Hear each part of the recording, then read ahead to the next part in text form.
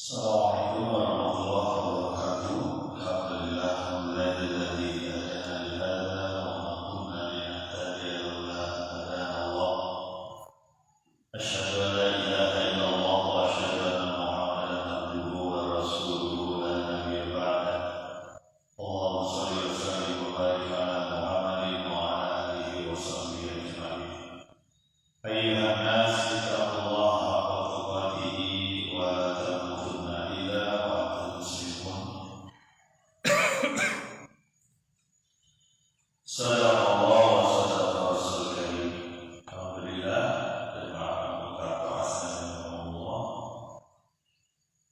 dan seluruh teman-teman yang mendengarkan siaran ini, mari kita lanjutkan masih di surah Al-Ghafir. Kita sudah sampaikan kemarin bahwa tidak sama orang yang buta dan orang yang melihat, tidak sama orang yang beriman dan beramal soleh dengan orang-orang yang durhaka. Amat sedikit orang-orang yang ingat. Bila diingatkan bahwa hari kiamat, hari akhir adalah pasti datangnya kepada kita, tidak ada keraguan lagi, dan tetapi banyak orang yang tidak beriman. Kita lanjut di ayat ke-60 surat Al-Ghafir. Bismillahirrahmanirrahim. Wa qala rabbukum ud'uni astajib lakum innal ladzina yastakbiruna 'an ibadati sayadkhuluna jahannama dakhirin.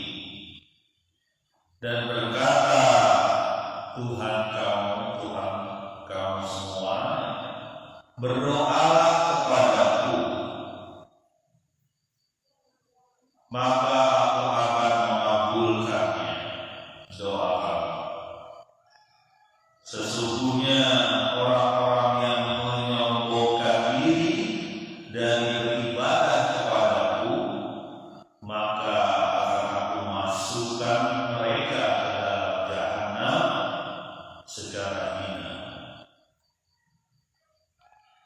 Nah, ini bentuk pernyataan dari Allah Subhanahu wa taala bahwa ada orang-orang yang tidak meyakini akhirat, tidak meyakini bakal datang ada kiamat, ada saat, tidak meyakini bahwa ada masa di mana bumi hancur berantakan. Ada orang-orang yang menyombongkan diri, merasa bahwa dirinya tidak penting untuk datang beribadah kepada Allah. Untuk menghilangkan sifat sombong itu, ini ada perintah dari Allah kepada kita semua manusia, berdoalah kepadaku, pasti akan aku kabulkan. Selaras dengan ayat di salah satu surat, ya, ud'uni astajib lakum.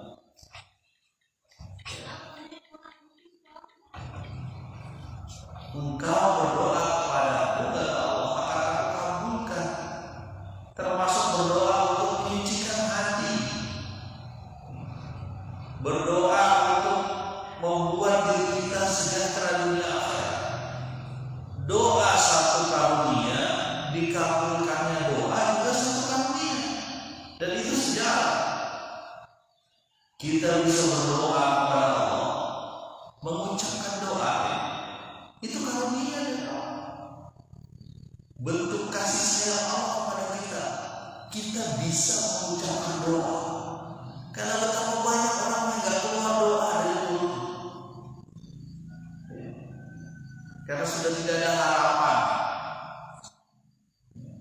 gak ada harapan yang dia gantungkan kepada Allah Subhanahu wa taala.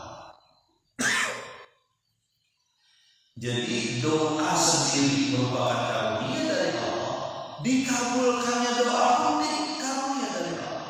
Dua-duanya ibarat yang berjalan beriringan, ada muka yang kanan, ada muka yang kiri. Makanya ana bidzanni abdi, kata Nabi lewat hadis kursinya, bahwa Allah menyatakan bahwa aku bersama persangkaan hambaku. Makanya kita harus bersangka baik sama Allah Subhanahu wa Ta'ala. Karena bisa saja ada sesuatu yang menimpa kita, terlihat oleh kita mata manusia itu buruk, itu baik buat kita. Bisa saja sesuatu yang kita lakukan menimpa kita, ada peristiwa kepada kita sangka dia baik, padahal itu buruk buat kita. Makanya persangkaan baik kita kepada Allah Subhanahu wa Ta'ala harus kita sembunyikan. Kenapa sih kita nggak pernah berubah kehidupan kita begini terus? Kita bersangka baik, kita masih bisa hidup, ya.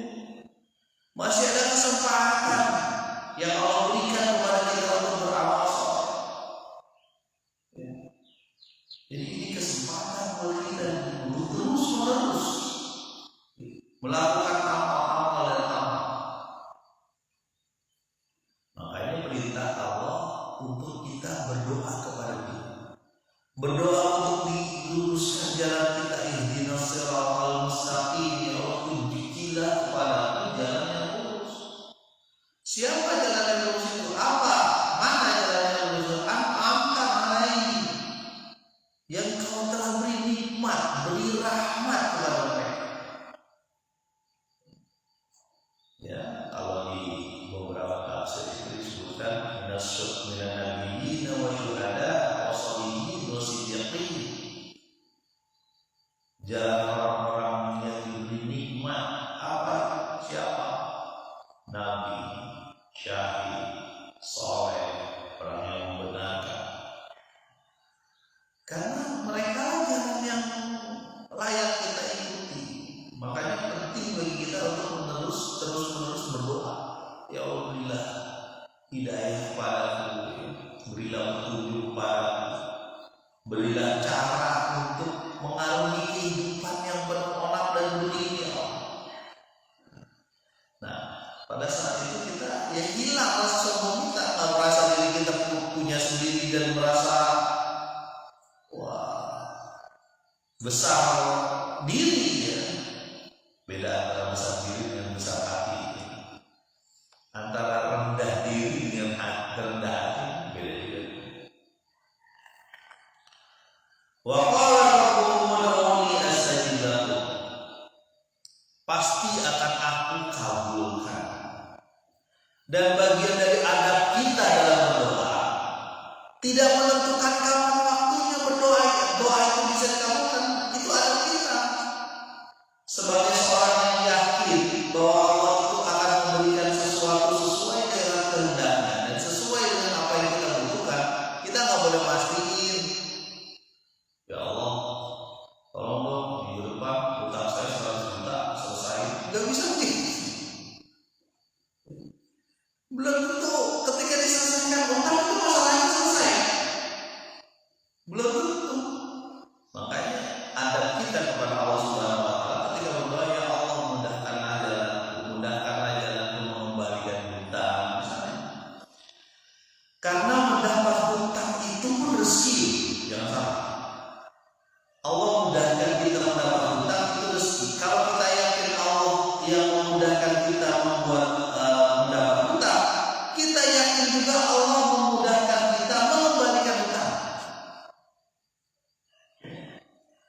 Karena mendapat kepercayaan itu luar biasa, tidak semua orang bisa.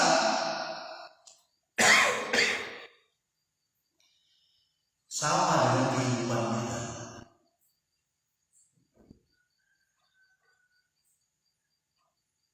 Allah Subhanahu wa Ta'ala juga menyampaikan, ada juga orang-orang yang tidak mau tunduk kepada Allah Subhanahu wa Ta'ala.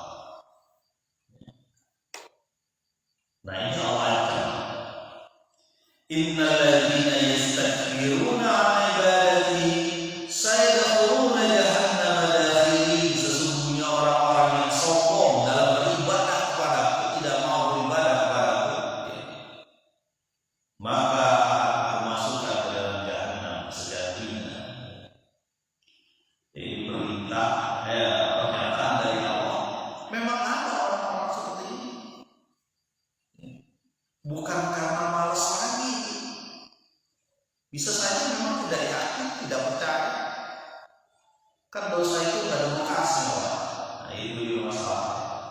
Dosa itu ada bekasnya di tubuh kita, jangan bilang begitu, karena setiap apapun yang melanggar itu pasti ada bekas.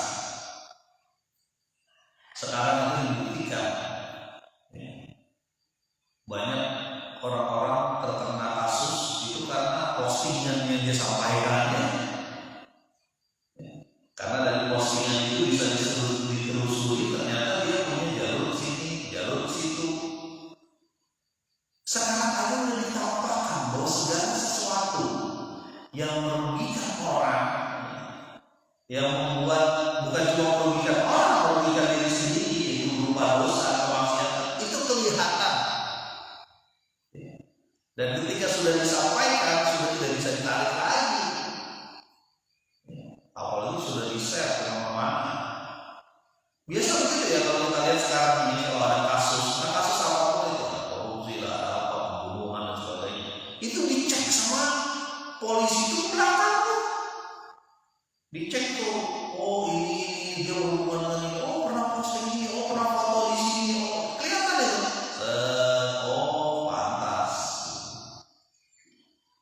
Jadi sekarang saja sudah terlihat oleh kita bagaimana sesuatu yang merugikan diri sendiri dan orang lain, entah jadi posting atau tidak, itu bisa dilacak. Walaupun disembunyikan uangnya, disembunyikan di tempat yang begitu tertutup dan sebagainya, bisa terlacak. Jadi jangan bilang dosa itu tidak berbekas. Dosa itu berbekas. Bahkan dosa itu berbekas pada fisik manusia itu.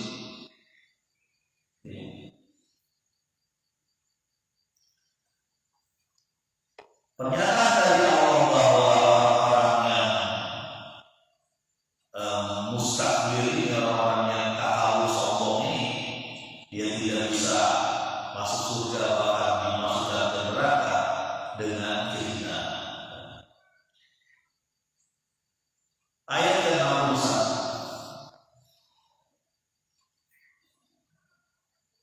Alladzi ja'ala lakumul laila litaskunu fihi wan nahara mubsira. Innallaha lahu fadlin 'alan nas walakinna aktsarun nasi la yashkurun. Allah lah yang menjadikan bagimu malam untuk kamu beristirahat, dan siang yang terang benderang. Sesungguhnya Allah mempunyai karunia terhadap manusia, tetapi banyak di antara manusia yang tidak bersyukur. Sekarang berbedanya. Apa perbedaannya? Allah mengingatkan ada satu gambaran yang sering kita setiap hari kita rasakan, yaitu siang dan malam.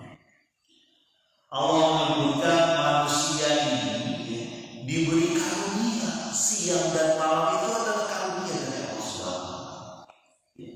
Yang pertama, Allah menjadikannya malam sebagai tempat istirahat, suasana istirahat. Dan suasana gelap itu cocok dengan sel-sel tubuh kita yang memang harus istirahat ketika suasana tidak ada sinar. Dan betapa lelahnya kita kalau tidak ada malam.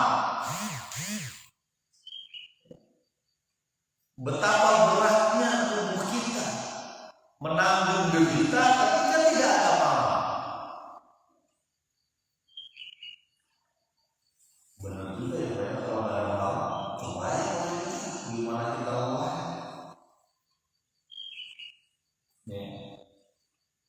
Seenak-enaknya tidur siang itu lebih enak tidur malam. Seenak-enaknya tidur siang tetap lebih nyaman gitu tidur malam.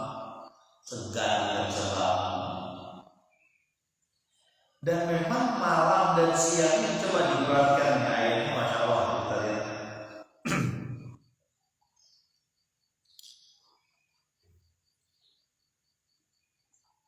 Ja'ala lakum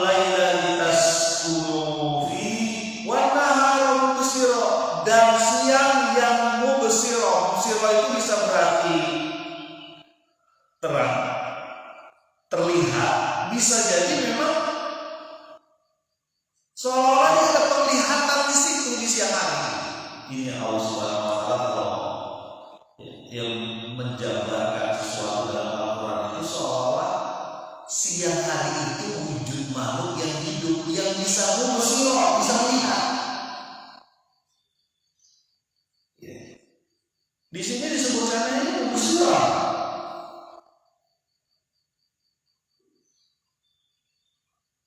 Jadi benar nggak malam itu makhluk Pak? Makhluk. Siang itu makhluk Pak? Makhluk. Kan bukan kali, ya. Makanya subuh itu wasubahi idza tanafas, dan subuh ketika dia bernafas semuanya. Coba ya Pak.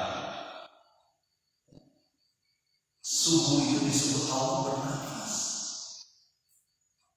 Sama kasusnya seperti ini. Siang itu disebut Allah sebagai mubsirah. Sebagai apa? Sebagai makhluk yang melihat.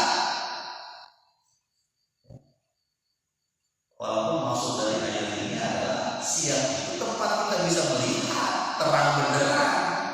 Aktivitas yang bisa terjadi di dunia terang benderang, benar nggak? Kita mati lampu 3 jam, rasanya udah panas lah, inilah air nggak bisa naik. Ya. Bagaimana kalau siang hari ini ditutup oleh Allah 6 jam misalnya? Siang hari tidak ada matahari selama 6 jam. Apa yang terjadi? Gak kebayang gitu ya.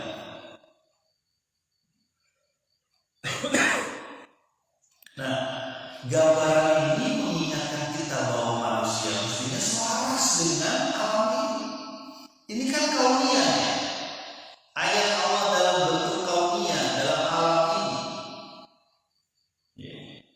Ayat Allah dalam alam ini sering kita lihat, sering kita rasakan, tapi tidak kita yakini. Tidak yakin kita, sebagian dari kita tidak yakin bahwa ini ada yang mengatur. Tidak ada satu orang pun yang menyatakan dirinya berani bahwa sayalah yang membuat siang dan malam. Ya. Sayalah yang bisa mempertahankan siang selama 12 jam di negeri tropis. Nggak ada yang berani ngomong kayak gitu. Kalau ada yang berani ngomong kayak gitu disebut gila. Kalau bisa mempertahankan itu, coba pendekin siangnya. Jadi cuma 2 jam. Sisanya malam terus bisa. Gak ada yang bisa. Dalam beberapa buku sains itu juga disebutkan begini.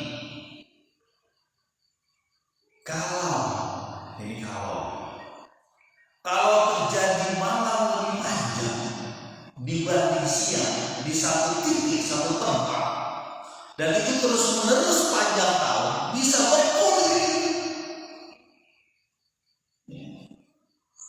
Kampung itu bisa beku karena nggak ada perputaran panasnya sih. Tambah lagi, oksigen yang kita hirup itu kadarnya 21%, 21 per 100 dari kehidupan atau gas kehidupan yang ada di gas yang ada di bumi. Kalau oksigen itu nambah kadarnya jadi 50%, setengahnya dari udara yang kita hirup sekarang. Coba teman-teman hirup udara, satu dua keluarkan lagi. Yang kita hirup ini kan mengandung oksigen 21% kan? Tapi kalau Allah buat jadi 50%, kan oksigen dibutuhkan ya oleh manusia ya, untuk bernafas. Tapi kalau kadar oksigen di udara itu 50% kebakar, karena zat itu juga menjadi zat pembakar. Coba ya, kalau kadar oksigennya tinggi, 1 kilat asap kecil saja udah bisa membakar hutan, membakar kamu, karena oksigennya tinggi. Sebaliknya, kalau oksigennya oksigen cuma 10% misalnya, 1/100, 1/10 atau 10/100, betapa kehidupan bakal begitu sulit karena oksigennya rendah. Api tidak bisa hidup. Bayangkan kalau manusia tidak ada api. Makanya tukang sate itu, ya, kalau kita lagi di haul di kayu bakar itu, cara untuk menambah api itu kipas kan, sehingga oksigennya masuk ke kipas. Jadi kalau kadar oksigen itu rendah 1% ya, itu tidak ada api di bumi. Bayangkan kalau nggak ada api, tuh masalah. Belum gambaran lain, kalau bumi berputar lebih cepat dari sekarang, kita terbang itu. Apa yang terbang? Rumah-rumah terbang, batu bergelimpangan, karena lebih cepat. Ya, banyak itu yang bisa kita dapatkan, betapa manusia mendapatkan kemudahan dari Allah Subhanahu wa taala di bumi. Salah satu tadi disampaikan siang dan malam. Ada siang dan malam, mestinya kita syukuri. Waja'alna nawmakum subata waja'alna laila libasa. Bahkan disebut laila itu libasa, pakaian yang menutupi kita, melindungi kita.